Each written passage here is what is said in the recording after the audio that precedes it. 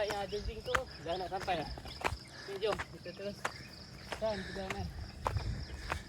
Siapa yang nak pergi umrah bersama Gempar Bumi, boleh kontak nombor di bawah. Tekan link kat bawah, insyaAllah.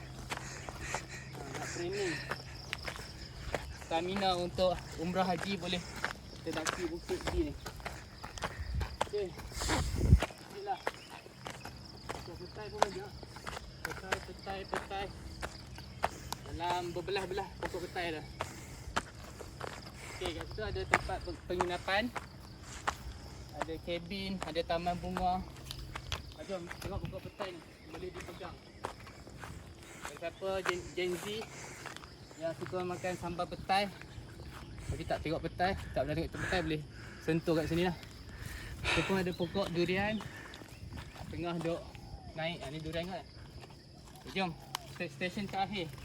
Kita boleh buat team building. Pada siapa, agensi kerajaan, NGO nak buat team building yang menarik atas puncak bukit ni, boleh buat. Boleh kontak nombor kat bawah. Okay, selamat datang ke Berangan Hilltop. Bukit ni pun banyak nama.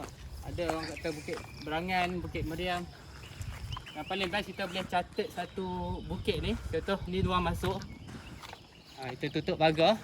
So anda boleh bersama family untuk private program. Private program maksudnya lebih terbuka lah. Macam mana kat sini ada